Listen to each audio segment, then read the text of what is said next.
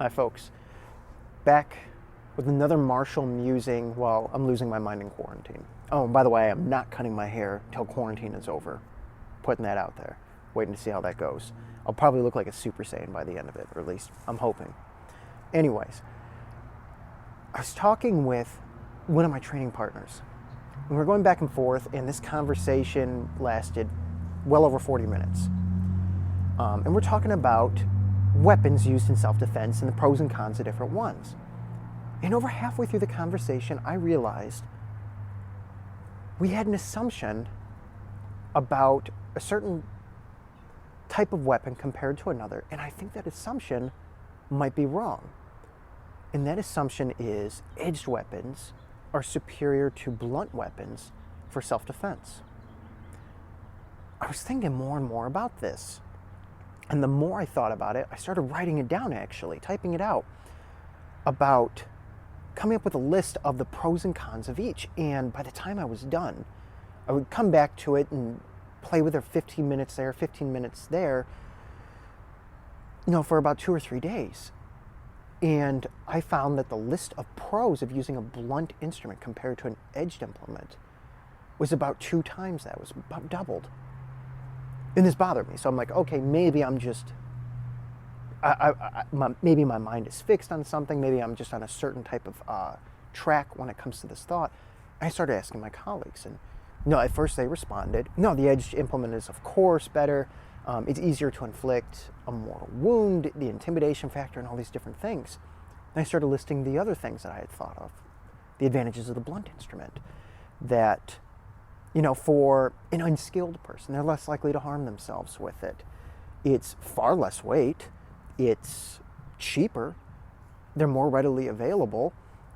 Looks better in court. I mean, I can't stress that enough. If you're in court and you defend yourself successfully with something like this compared to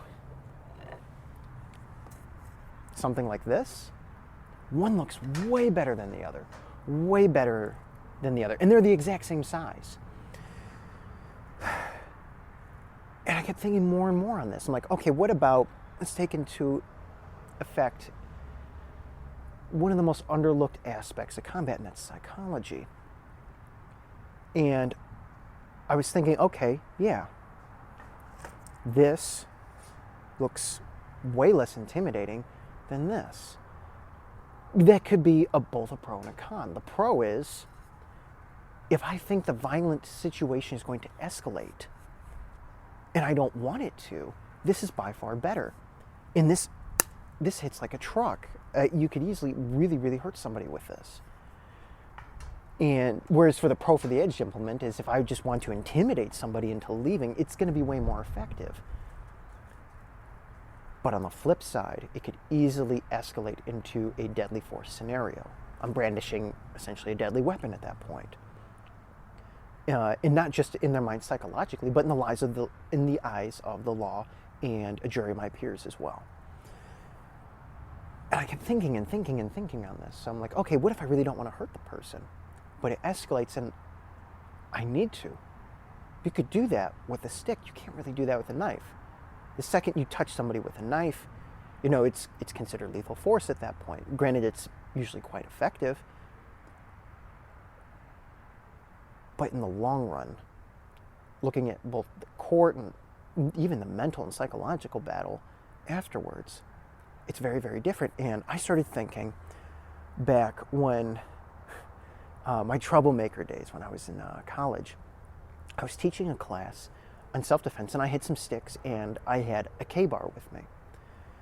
As those who know me knew, I got into a lot of fights back then. A guy rushed into the room, and he had a T-bat. He was looking for me, and he knew I was a description of essentially a 6-foot skinny white guy. There were 3 of us there that matched that description. He hesitated, and that was all the time I needed. I grabbed a stick, slapped him on the elbow, screamed at him, and he left. But something stuck with me. Something that, it stuck with me even to this day that I did not do. You see, that class was actually on the use of a knife. And I had the K-bar there. And I'll say I've had way more personal instruction and practice with knives than I have with sticks.